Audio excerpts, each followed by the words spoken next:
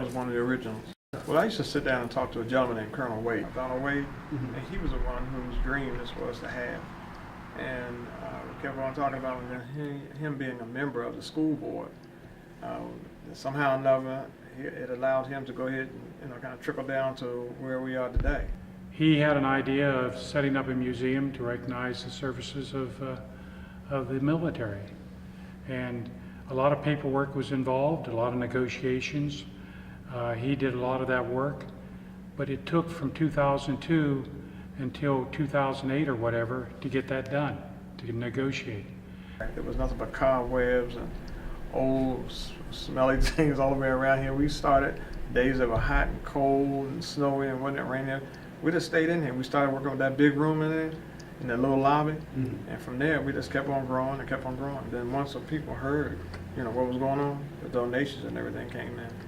Once that one room, that very entrance, and the entrance where that you go into the museum, that was the museum when we first started. That was the first thing that was done. It was the first place to go, and that was the first place that the public could come. So when we had an event in August, a little over 5 years ago, that event, it was the first time that I think most of them believed that something was actually going to take place. People take for granted every day what we have today. It was just, handed down to them, but it was sacrifice from a lot of people. Put their lives, beginning in the Revolutionary War with the founding fathers, they could have just sat back and lived comfortably. Most of them were wealthy men to begin with, but for them to put they would have hung if we had not prevailed. Well, it's not just my family, it's all veterans for all, people. They don't teach much history in high school or in school, period, like they do. They gloss over things and pretty much give a Hollywood version of it. But if people really study it and see how things really were and the reasons for people doing it, and you got to use not today's 21st century reasoning and thinking, how people thought back then and how people lived, and that's why they thought that way, and the reasoning for doing things.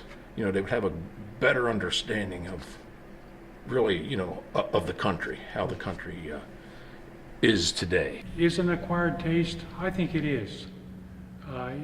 You have to show interest in a particular era of the American history. I can only say this, that the unfortunate part about volunteering is it ends up that the same people do the same thing, do all the things. We have limitations in certain areas as well, Mike. For example, I've had both knees replaced, so I can't get on a ladder. Wow. So I don't do the ladder work. Ace Kid does the ladder work, or somebody else does the ladder. On the other hand, I have two good shoulders, so whenever we need somebody to hold something, I hold them up, and Ace doesn't. And that's how we get through it. We would like to have more traffic, obviously, than what we have. And each day is different. I mean, it's just, it's like you open it up, and you might have 1 or 2 people that come by, and then again you might have 30 or 40. It's hard to be against veterans and our history. And it's one of the few things that can take place in the county and there's not a controversy over.